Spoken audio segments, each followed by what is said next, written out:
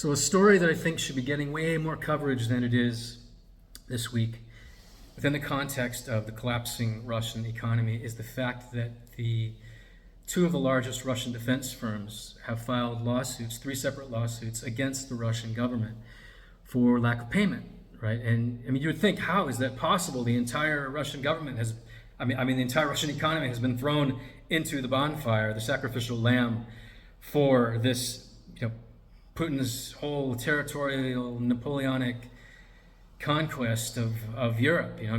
Everything's been mobilized in order to dump all of this cash into the Russian defense industry and North Korea's defense industry to send missiles onto the people of Ukraine. I'll tell you why it's possible. Step back and take a look at the overall Russian economy, where it is, and what we have to admit, what we have to push into the mainstream.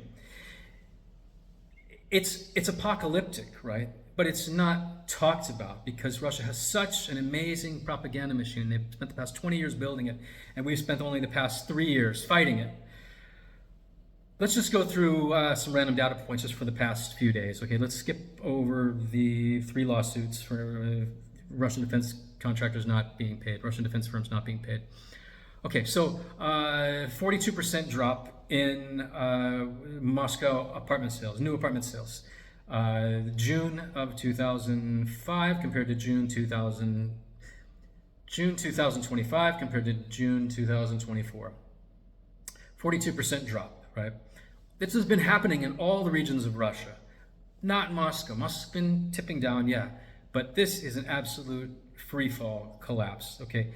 So what does it mean? So yeah, sure, what's happening in the regions like Kuzbas, like where it's coal mines have been closing because the prices are down 50% on coal, 48% down on the exports of coal, warehouses full of coal. Yeah, it's been happening there and pretty much every other region of Russia. But Moscow's where Putin's guys are. I mean, anyone who is profiting from the war in Ukraine, that's where they're stashing their money. That's what makes Russia go round. It's a network of colonies, a prison of nations with Moscow at its center. So when you see a 42% drop, and the main thing that people do with their cash in Russia when they've stolen enough money is they put it into these new apartment buildings in Russia, right? So, okay, apartments. Maybe it's just apartments, because maybe they're just having a housing crisis like the U.S. had in 2006, 2007, or Europe had a little bit later. Okay. Let's forget that. Okay, 40% drop in car sales. June compared to June of last year. 40% drop in car sales. Imagine if the US had a 40% drop in car sales. That would be huge news. It'd be like, oh my God, the world, it's the end of the world. And oh my God, what are we gonna do? But it's not. It's not. It barely makes it into Western media. I did see a Bloomberg story about it, but Western media didn't really grab it. Okay, Russia just became, as of June, a net food importer. How is that possible? Russia's the largest landmass on Earth. The sickle, the hammer and sickle, is actually on that USSR flag, the one that Putin wants to go back to. The sickle for grabbing the wheat. 15.4% drop, June 2024 compared to June 2025. It's a drop of 15.4%. That's a big deal. Russia having to import food, not only reliant on North Korea for 40% of its ammo now, also relying on other nations for food. Imagine if a ruble crisis happens now, for example. Where does that put them in terms of food security? They're on the precipice in this area and many other areas. Okay, so June truck sales. June truck sales were down 66% year over year compared to the year before. 2024 and 2025, that'll be a huge deal in any other country, right? Sure, in COVID time, yeah, it could happen. That's a pandemic. Russia is a pandemic, you see. How's the government responding? Well, the government's responding. We got 3 dead energy and transport executives just in the past 6 days. Windowed, and one guy was shot in his Tesla. A Putin loyalist, this guy Konstantin Strukov, He was on his private jet, and security forces, like what we saw happen to Khodorkovsky when Putin seized his whole oil empire 20 years ago. Same thing. Anyway, took him off his jet. He's on home arrest. He's a gold oligarch, owns like half the gold mines in Russia. Putin will quote nationalize that, and then it'll be given out to his proxies. I mean, how this stuff works.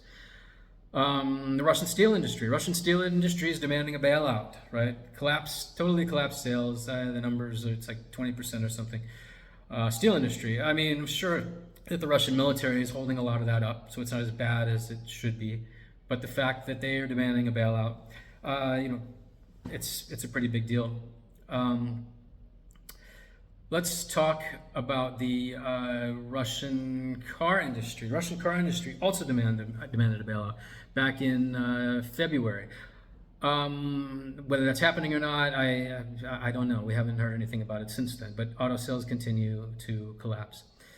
This overall picture of let's talk about the post offices. The National Post has been selling off all of their biggest, huge buildings. Gazprom's doing the same thing, but National Post, they own buildings that are worth like $400 million, and they've been putting them all up for auction. And then Putin basically just forces somebody to buy it. It's a way to suck out the oligarch cash, and then he takes that cash, and that's surely back in the defense industry and into his territorial expansion plan.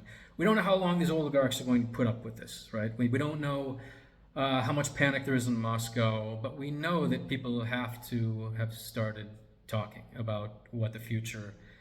They don't care about the future of Russia. They care about the future of their own cash. A lot of these guys aren't allowed to go into normal civilized countries anymore. They can't go to France, so options are limited for them. They're having to maybe settle for a Chinese future. Do they really want their kids to stay in China for the rest of their lives? No, I think they would rather be in a place with some French boarding school or whatever. Anyway, let's get back to the two Russian defense industry behemoths that are now suing the Russian government. So when you see that the defense industry has problems, it's really something that should be noted. It should be a bigger story than it is.